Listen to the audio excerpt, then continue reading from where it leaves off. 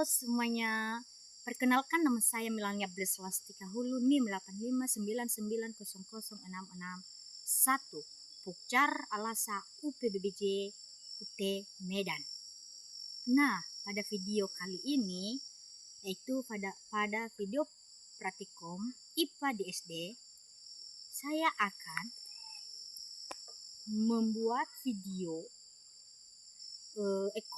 ekosistem, yaitu di mana ekosistem darat alami dan ekosistem darat buatan manusia.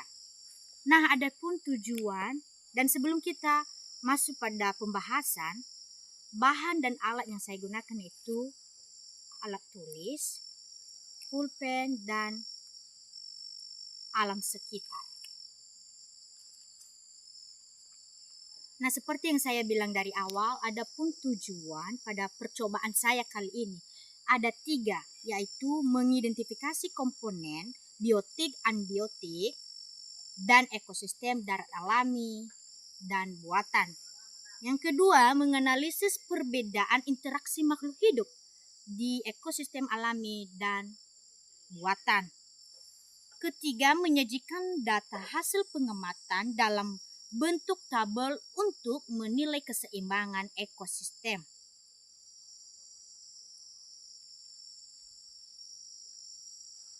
Nah, mungkin teman-teman kami bertanya-tanya, apa itu? Apa itu ekosistem? Ekosistem merupakan suatu sistem yang terbentuk karena adanya hubungan timbal balik antara makhluk hidup dengan lingkungan hidup, dan di antara keduanya tidak dapat terpisahkan. Ekosistem terdiri dari komponen biotik dan komponen abiotik. Komponen biotik terdiri dari produsen atau tumbuhan dan konsumen atau hewan, serta dekomposer atau pengurai. Sedangkan komponen abiotik terdiri atas bahan anorganik, dan iklim. Dari cara terbentuknya ada 2 jenis ekosistem, yaitu ekosistem alami dan ekosistem buatan. Ekosistem alami merupakan ekosistem yang sudah terbentuk dari proses secara alami.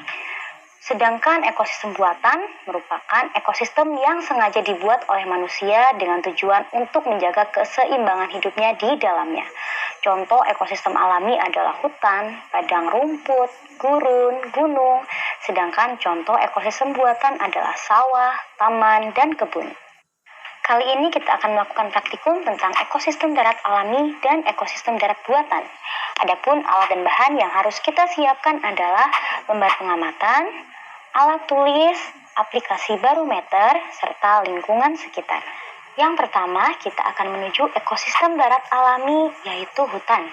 Komponen abiotik beserta kondisinya yang ada di hutan antara lain, kondisi cahayanya cukup, suhunya mencapai 32 derajat Celcius, jenis tanahnya gambut dan subur, anginnya semilir, serta keadaan airnya sangat cukup.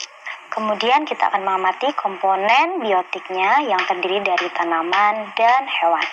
Yang pertama ada pohon waru, yang kedua ada tumbuhan paku-pakuan, yang ketiga ada pohon pepaya, yang keempat ada pohon mengkudu, dan yang kelima ada tanaman binahong. Kelima tanaman tersebut saling berinteraksi dengan komponen abiotik di lingkungannya, di mana tanaman membutuhkan cahaya matahari, air, dan juga tanah untuk membantu proses pertumbuhan dan perkembangannya. Selain itu, dalam beberapa tanaman juga membutuhkan hewan yang dapat membantu proses penyerbukan.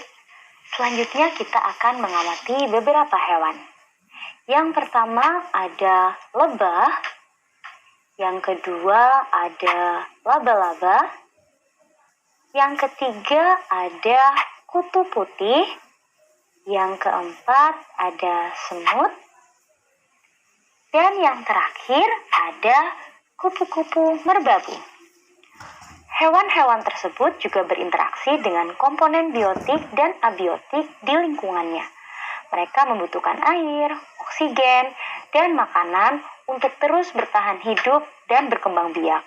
Dalam hal ini, tumbuhan sebagai produsen dan hewan sebagai konsumen. Selain itu, terdapat juga dekomposer atau pengurai.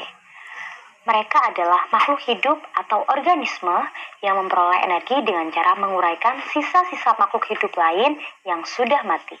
Nah, di dalam ekosistem hutan ini, pengurai yang ditemui yaitu jamur, bakteri, dan berbagai jenis cacing. Selanjutnya kita menuju ekosistem darat buatan yaitu sawah. Komponen abiotik yang akan kita amati meliputi cahaya. Terlihat cahayanya sangat terik, suhunya mencapai 32 derajat Celcius, tanahnya sedikit kering, anginnya cukup semilir, dan kondisi airnya cukup banyak. Adapun komponen biotik yang kita temukan pada ekosistem sawah, yang pertama ada padi, yang kedua ada rumput, yang ketiga ada pohon jagung, yang keempat terdapat tumbuhan putri malu, dan yang kelima ada pohon tebu.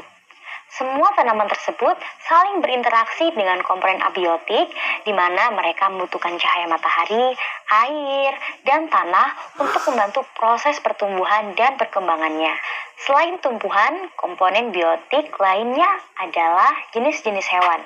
Yang pertama ada siput, selanjutnya ada semut, yang ketiga ada kadal, yang keempat terdapat belalang, dan yang kelima terdapat capung. Hewan-hewan tersebut juga saling berinteraksi dengan komponen biotik dan abiotik lainnya.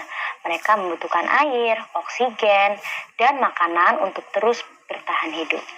Adapun dekomposer atau pengurai yang ditemukan di ekosistem sawah adalah jamur dan cacing. Berikut adalah tabel hasil pengamatan komponen abiotik dan biotik ekosistem darat alami dan ekosistem darat buatan. Kesimpulan pengamatan hari ini adalah dari hasil pengamatan pada lingkungan sekitar, yaitu hutan dan sawah, menunjukkan bahwa di alam ini terdapat hubungan timbal balik antar unsur atau komponen biotik dan abiotik yang membentuk sistem ekologi atau yang disebut dengan ekosistem. Interaksi tersebut mendukung keseimbangan alam yang menguntungkan bagi makhluk hidup termasuk manusia. Sampai di sini dulu praktikum hari ini. Sekian dan terima kasih. Halo, lanjut pada video yang kedua yaitu pengaruh deterjen pada perkecambahan kacang hijau. Bahan dan alat dan cara membuatnya yaitu sebagai berikut. Pertama-tama kita siapin tisu, kita masukkan ke dalam sebagai dasar tempat kecambahan kacang hijaunya nanti. Kita kasih tisunya satu persatu di tempat tersebut.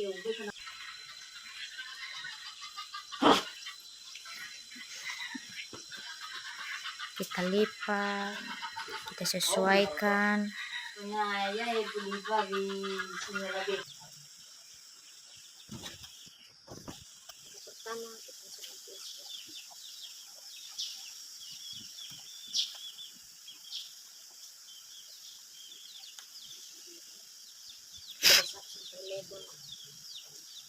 Sampai lebar.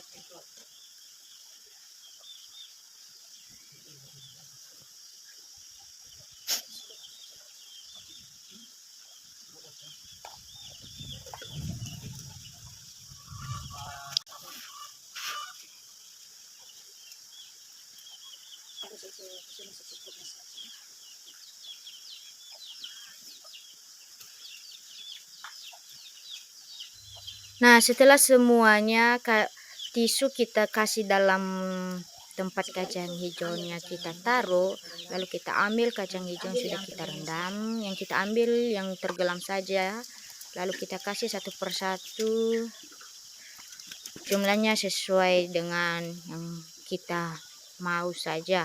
Yang penting kacang hijaunya merata satu persatu setiap gelas tersebut. Nah, setelah kita kasih, lalu kita ambil air secukupnya 1000 ml, lalu kita kasih deterjen. Kita larutkan deterjen selama 1 sendok saja. Nah, kita larutkan, kita aduk sampai merata. Kita aduk terus. Setelah kita aduk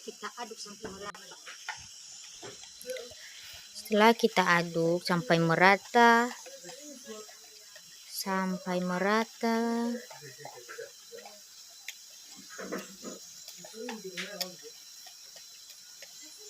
Nah, setelah diaduk sampai merata deterjen dengan air sebanyak 1 ml,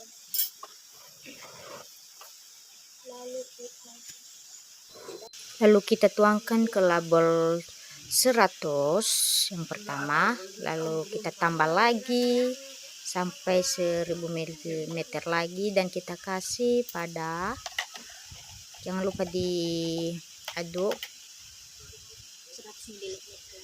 lalu kita tuangkan lagi di label 50%,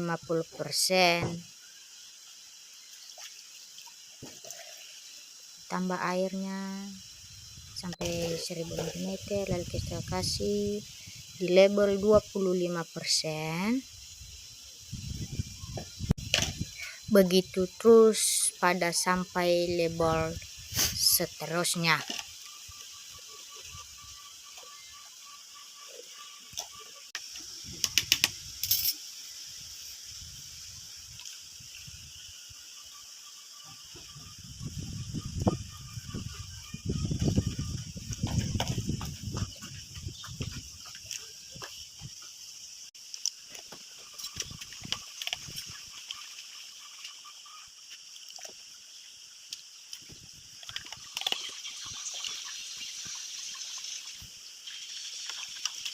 Dan air botol.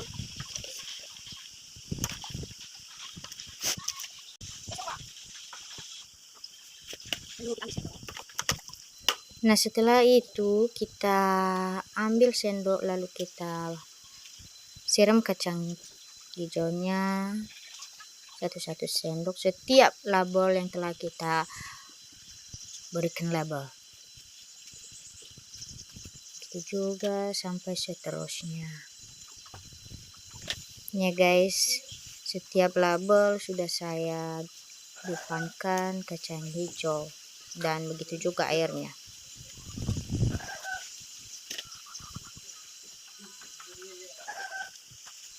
Nah, setelah selesai, inilah kondisi sebelum kita tunggu 24 jam.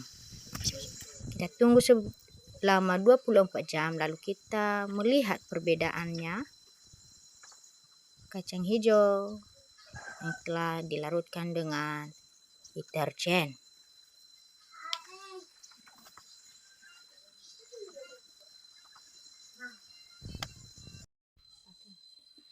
Nah, setelah 24 jam kita diamkan, kita tunggu semalaman.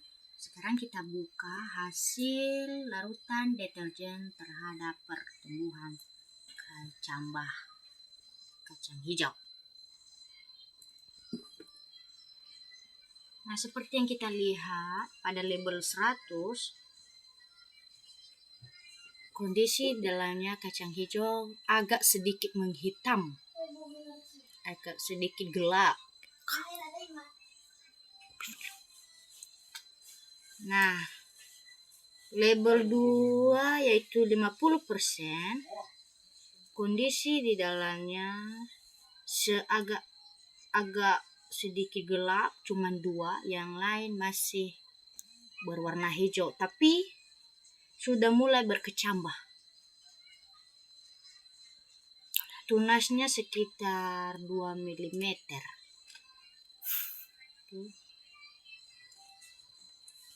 Itu juga pada label 23 yaitu 25%, agak sedikit menghitam dan sedikit timbul kecambah, sama saja panjang 2 meter. Nah, ini agak sedikit panjang kecambahnya ya guys, akarnya ini sedikit panjang, nampak. Nah, ini kondisi dalamnya. Ini label 6,25%. Sekarang Label 4 12,50%. Kondisi di dalamnya begini. Ini masih agak hijau dan kecambahnya berukuran 2 mm. Nah, ini kondisi label 6 3,10%. Nah, akarnya sekitar 4 mm panjang. Nampak?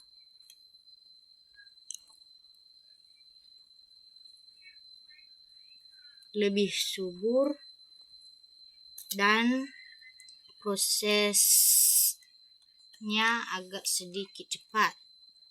Nah, ini label 5 tadi. Oh. Ini sudah selesai. Nah, sekarang label kontrol. Nah, seperti yang kita lihat, label kontur kecambahnya masih hijau dan suburnya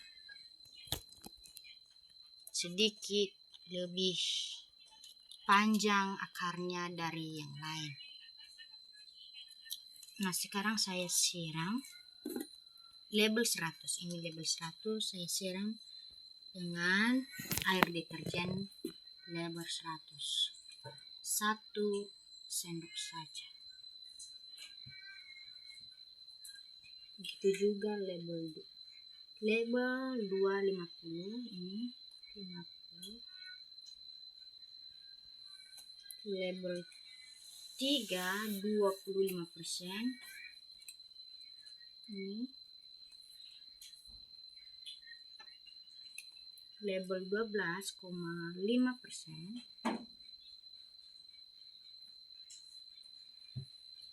12. Ini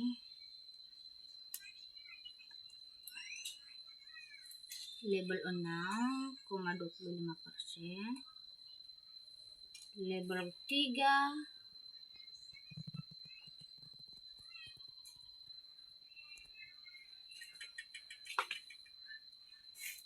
3,1% dan label kontor 1 sendok saja. Nah, sekarang kita tunggu selama 24 jam dan hari kedua kita tunggu sampai 48 jam. Nah, setelah 48 jam kita diamkan, kita tunggu. Nah, ini hasilnya setelah saya lihat. Pada label 100, kelihatan di dalamnya sudah mulai agak hitam semua dan ada sedikit yang warna hijau dan akarnya tidak bisa diurus. Sekitar 2 mm ya, karena masih kecil-kecil tunasnya. Dan pada label yang kedua yaitu 50%, terlihat di dalamnya pertumbuhan masih butuh lama proses dan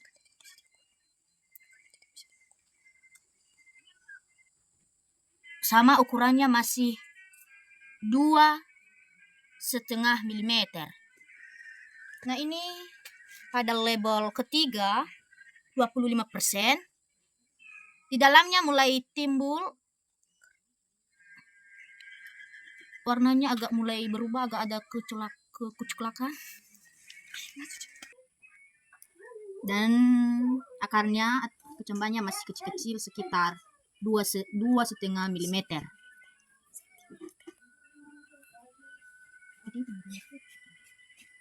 Nah, ini label 4 12,50%.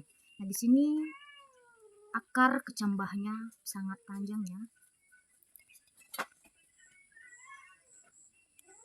Ini 3,5 cm.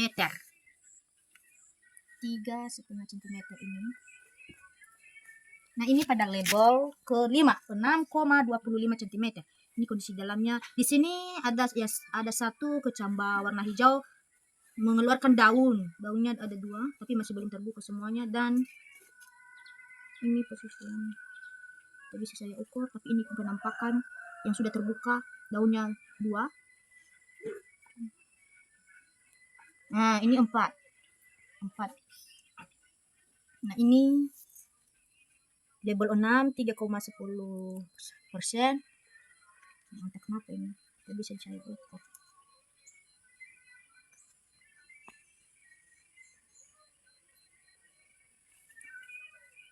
Nah, ini label counter. Nah, di sini sudah mulai nampak akar-akarnya, batang-batangnya sangat panjang dan bulunya sudah mulai ada terbuka, ada 2 lembar. Dan setelah saya ukur 5,5, ya 5,5, ini 5,5 cm, ini hampir mau 6. Jadi pengaruh deterjen terhadap kacang hijau yaitu pada label 1 sudah terbukti bahwa kacang hijaunya udah mulai agak hitam dan perkembangannya kurang. Begitu juga pada label 2, 3, dan 4. Sedangkan pada label 5 dan 6 dan bebas kontor, pada label 5 sudah mulai tumbuh akar panjang-panjang, dan pada label 6 begitu juga. Dan sedangkan pada label kontor batangnya memanjang atau tinggi dan daunnya terbuka 2 lembar. Jadi kita bisa membedakan pengaruh deterjen terhadap pertumbuhan perkecambahan kacang hijau. Sekian.